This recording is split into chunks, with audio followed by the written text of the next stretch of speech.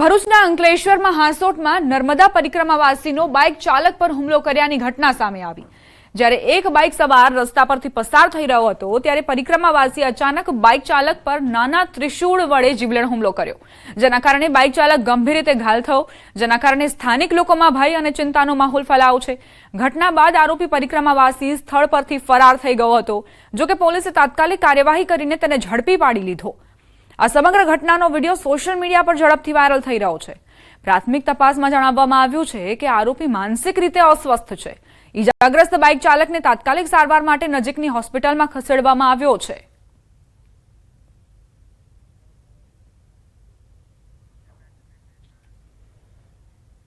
ગીર સોમનાથના ઉનામાં અનોખો નજારો જોવા મળ્યો।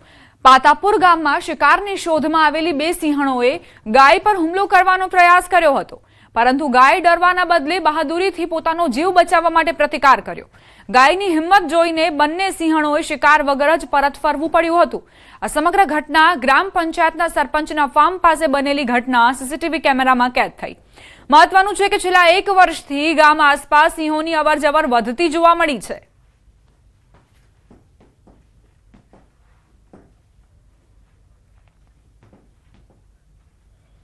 વાત કરીએ સ્થાનિક સ્વરાજની ચૂંટણી વિશે।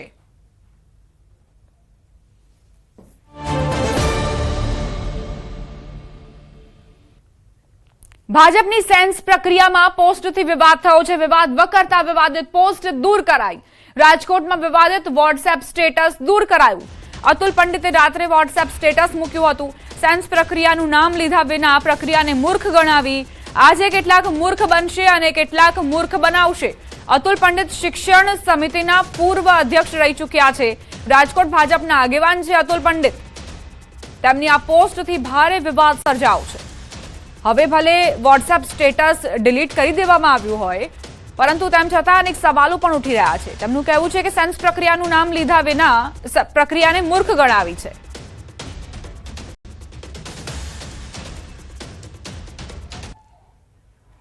સુરેન્દ્રનગર મહાનગરપાલિકાની ચૂંટણી માટે ભાજપ દ્વારા સેન્સ પ્રક્રિયા શરૂ કરાઈ। જિલ્લા ભાજપ કાર્યાલય ખાતે પ્રદેશ ભાજપ કારોબારી સભ્ય મહેશભાઈ મોદી અને ગાંધીનગરના મેયર મીરાબેન પટેલ દ્વારા દાવેદારોની સેન્સ લેવામાં આવી। સુરેન્દ્રનગર મહાનગરપાલિકાના વોર્ડ નંબર 1 થી 7 માટે દાવેદારોની સેન્સ પ્રક્રિયા શરૂ કરાઈ। આવતીકાલે વોર્ડ નંબર 8 થી 13 માટે ભાજપ દ્વારા સેન્સ પ્રક્રિયા હાથ ધરવામાં આવશે। મહાનગરપાલિકાના કુલ 13 વોર્ડ માટે આજથી 2 દિવસ માટે સેન્સ પ્રક્રિયા હાથ ધરવામાં આવશે। મહાનગરપાલિકાની ચૂંટણી માટે તમામ 13 વોર્ડમાં મોટી સંખ્યામાં દાવેદારોની સંખ્યા જોવા મળી।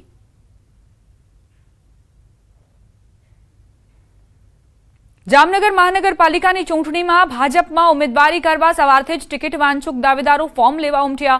સવારે 10 વાગ્યાથી ઉમેદવારી માટે ફોર્મ વિતરણ પ્રક્રિયા શરૂ કરવામાં આવી।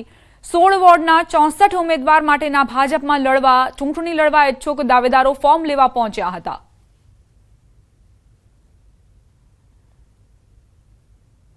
વડોદરાના કરજણ બજાર સમિતિના મકાનમાં ડભોઈ ભાજપમાંથી ઉમેદવારી કરવા માંગતા ઉમેદવારોની સેન્સ પ્રક્રિયા શરૂ કરાઈ છે।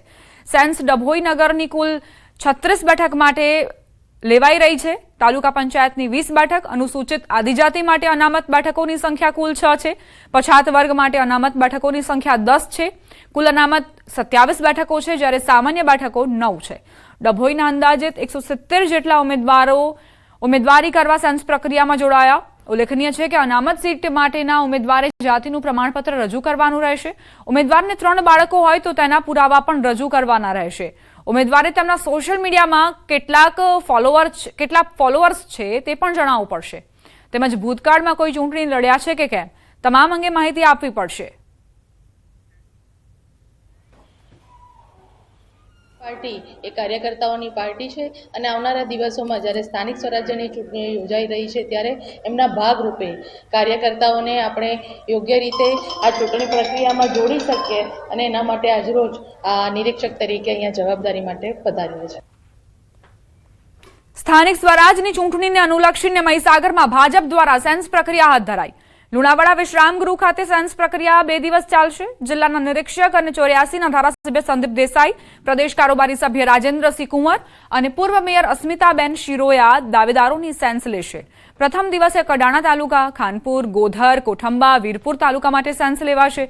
બીજા દિવસે બાલાસિનોર, લુણાવાડા, સંતરામપુર તાલુકાની અને જિલ્લા પંચાયતની બેઠક માટે સેન્સ પ્રક્રિયા હાથ ધરાશે.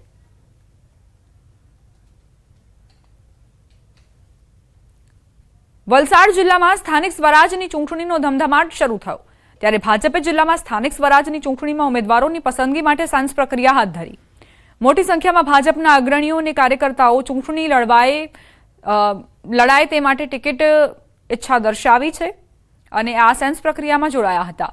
મહત્વપૂર્ણ છે કે વાપી મહાનગરપાલિકાની પણ આ વખતે ચૂંટણી યોજાઈ રહી છે. આથી સૌથી વધુ ઉત્સાહ વાપી મહાનગરપાલિકાની ચૂંટણીની ટિકિટ માટે અનેક દાવેદારો ઉમટી પડ્યા.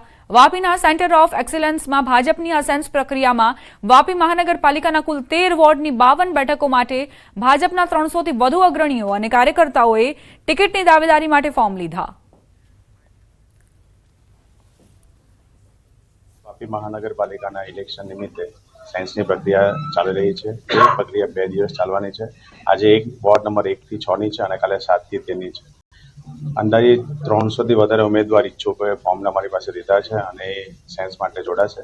ભારતીય જનતા પાર્ટીના ઇલેક્શનની આ એક પ્રક્રિયા જ છે અને ઇલેક્શનના પ્રક્રિયાના ભાગરૂપે જિલ્લામાં દરેક અમુક જિલ્લાઓમાં વાપી છે, કપરાડા છે અને એ જગ્યાએ સાયન્સની પ્રક્રિયા ચાલુ થઈ ગઈ છે. આજ પહેલો દિવસ છે. 2 દિવસ આ રીતે પ્રક્રિયા ચાલશે.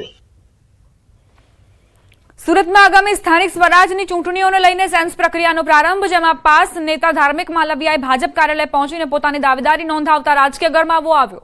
ધાર્મિક માલવિયા અગાઉ કોંગ્રેસ સાથે જોડાયેલા હતા અને ગત વિધાનસભાની ચૂંટણીમાં તેમણે ઓલપાડ બેઠક પરથી કોંગ્રેસના ઉમેદવાર તરીકે દાવેદારી કરી હતી. અગાઉની સ્થાનિક સ્વરાજની ચૂંટણીમાં પણ તેમને કોંગ્રેસ પક્ષ તરફથી ટિકિટ ફાળવવામાં આવી હતી, પરંતુ છેલ્લી ઘડીએ ફોર્મ ન ભરીને તેમણે આમ આદમી પાર્ટીને પોતાનો ટેકો જાહેર કર્યો હતો.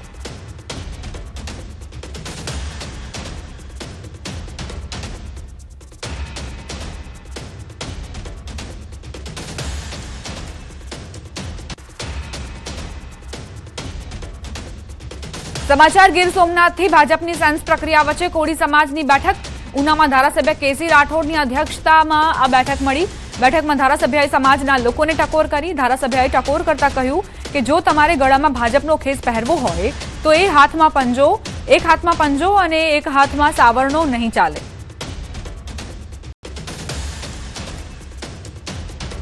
તો મારે એવા લોકોને કેવું છે કે ખેસ તમારે ભગવો પહેરવો છે, ગળામાં ખેસ તમારે ભગવાનો રાખવાનો છે. એક હાથમાં પંજો ને એક હાથમાં હાવણો ન હાલ્યા. ચૂંટણી પહેલા કોંગ્રેસમાં ભરતી મેળો શરૂ. એનસીપી યુવા મોરચાના પ્રદેશ પ્રમુખ કોંગ્રેસમાં જોડાયા. કોંગ્રેસ પ્રદેશ પ્રમુખના હસ્તે ખેસ ધારણ કર્યો. જિગ્નેશ જોશી સમર્થકો સાથે કોંગ્રેસમાં જોડાયા. એનસીપીના અનેક કાર્યકર્તાઓએ કોંગ્રેસમાં જોડાયા.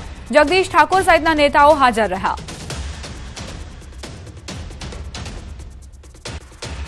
કોંગ્રેસ બધી જ રીતે તૈયાર છે. અમારી સંપૂર્ણ તૈયારીઓ અમે પહેલા જ કરી ચૂક્યા છીએ. એસઆઈની પ્રક્રિયા દ્વારા જે ગુજરાતમાં વર્ષોથી વોટ ચોરી ચાલતી હતી, જે બોગસ મતદારોના આધારે ચૂંટણીઓ જીતવા માટેના આખું જે નેટવર્ક ચાલતું હતું, એ એસઆઈની પ્રક્રિયા પછી લગભગ 74 લાખ જેટલા મતદારો આ મતદાર યાદીમાંથી ઓછા કરવામાં આવ્યા. જનાક્રોશ યાત્રાના માધ્યમથી આખા ગુજરાતમાં અમે ભ્રમણ કર્યું ને લોકોના વચ્ચે જઈને સંવાદ કર્યો છે. ભારતીય જનતા પાર્ટી બધા જ મોરચે નિષ્ફળ છે. અમદાવાદથી સમાચાર. ચૂંટણી પહેલા કોંગ્રેસમાં ભરતી ચાલુ. વીએચપી પ્રમુખ રાજેન્દ્ર બારોટ કોંગ્રેસમાં જોડાયા. અમિત ચાવડાના હસ્તે ખેસ ધારણ કર્યો. કોંગ્રેસમાં જોડાયા બાદ રાજેન્દ્ર બારોટનું નિવેદન. કોંગ્રેસની વિચારધારા સારી હોવાનો દાવો કર્યો.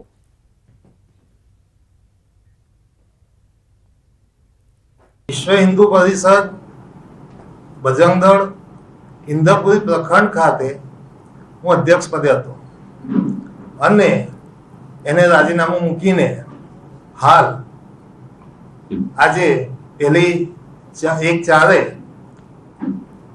આપના સૌ સમક્ષ કોંગ્રેસ પાર્ટીમાંથી હું જોડાયો છું. અમદાવાદની ગોમતીપુર પોલીસ ફરી એકવાર વિવાદમાં આવી છે। ન્યાય ન મળવાથી ભાઈ બહેને ઝેરી દવા પીને આપઘાતનો પ્રયાસ કર્યો। 2 દિવસ પહેલા સોસાયટીમાં કચરો નાખવા બાબતે ઝઘડો થયો હતો, જે મામલે પોલીસે યુવતીના પરિવારજનો સામે ફરિયાદ દાખલ કરી હતી। એક આરોપીની ધરપકડ કરી જેલ હવાલે કરાયો હતો। જોકે યુવતીના પરિવારની ફરિયાદ પોલીસે ન લેતા આપઘાતનો પ્રયાસ કર્યો। 31મી માર્ચના રાત્રે ઝેરી દવા પીતા પહેલા ભાઈ બહેને વિડીયો બનાવ્યો। વિડીયોમાં ગોમતીપુર પોલીસની કામગીરી સામે સવાલ ઉઠ્યા। યુવતીને પોલીસ તરફથી ન્યાય ન મળ્યો હોવાનો આરોપ મુકાયો। ઝેરી દવાની અસર થતા ભાઈ બહેનને સારવાર માટે સિવિલ હોસ્પિટલ ખસેડાયા। ઝેરી દવા પીધા બાદ ગોમતીપુર પોલીસે દવા પીનાર યુવતીની ફરિયાદ નોંધી। સમગ્ર વિડીયો સોશિયલ મીડિયામાં વાયરલ થયો।